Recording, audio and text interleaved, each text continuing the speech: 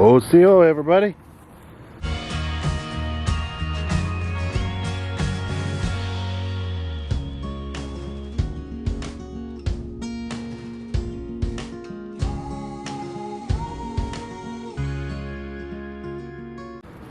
Out here today, tending to the goats, working with the babies. This is Sage.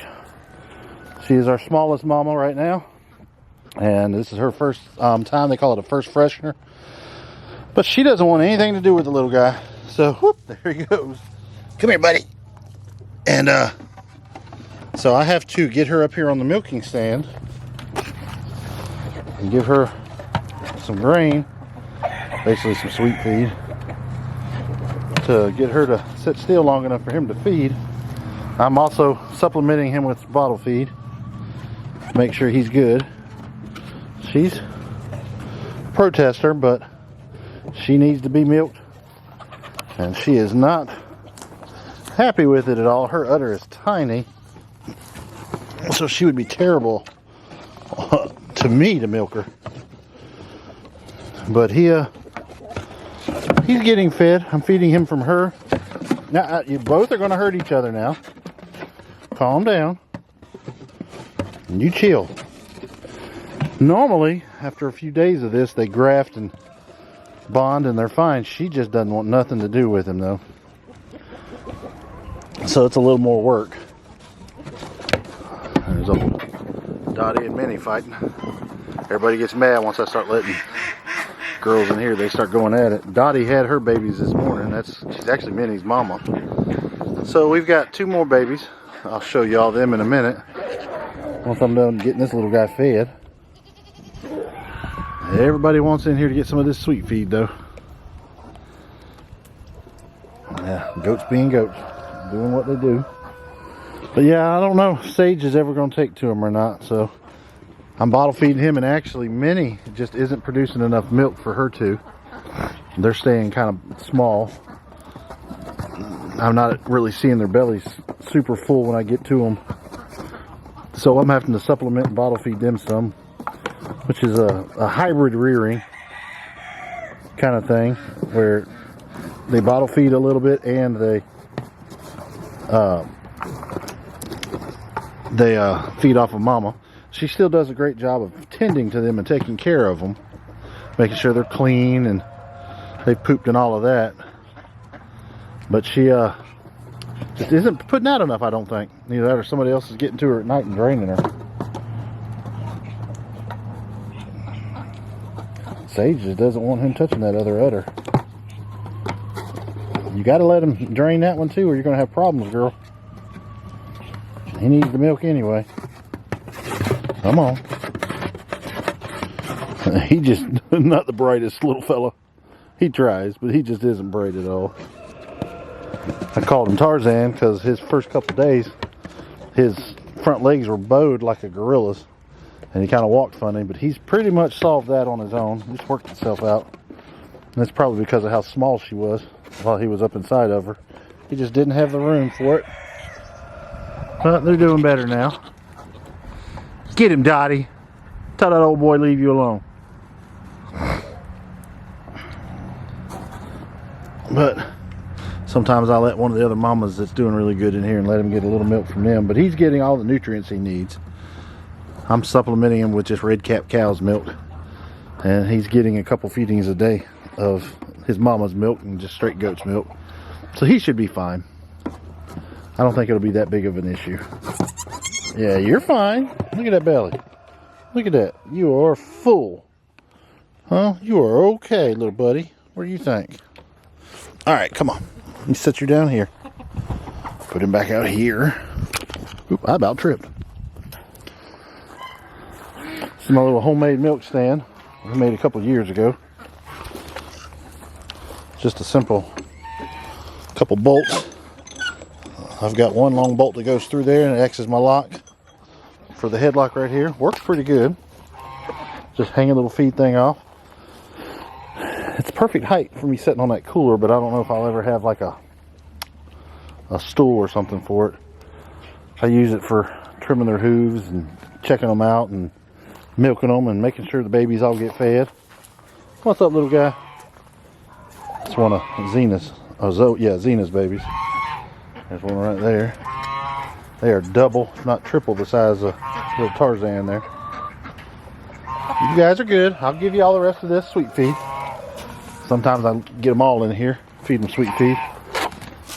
But sometimes I just don't have the patience for it, so I just toss it out there. Got a little bit up here that's spilt. Chickens will get that.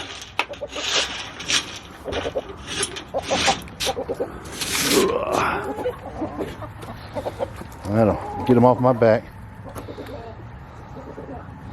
She'll stay in there and finish that. But they'll start pushing in. I gotta fix this gate system. The rain has washed mud down in here and made it so it's hard to open. So I've got to work on that. Just got to figure that out right there. Dig all that out, get it where it'll shut smooth again. Probably trim a little metal off of that roof where it's bumping. But let me introduce you to the two new ones. Our two new babies while everybody's distracted. Let's see. They were born right here. Oh, our little fella. He is covered up in dirt. The little girl was out earlier. There she is. What you doing, buddy? That little sleep of death. You were so clean earlier. These little babies that I supplement. Freaking out. But yeah, this is one of the new babies. Leave them alone.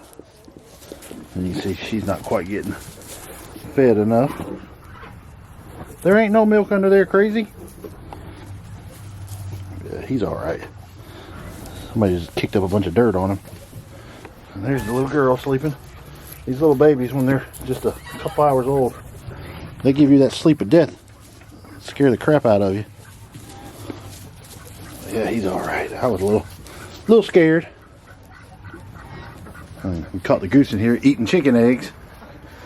Sorry, heifer. I'm going to have to get her. Here's the little girl. Looking just like Minnie, just a hair darker. They're alright. Hey, Hope. Hey, Hope. I know.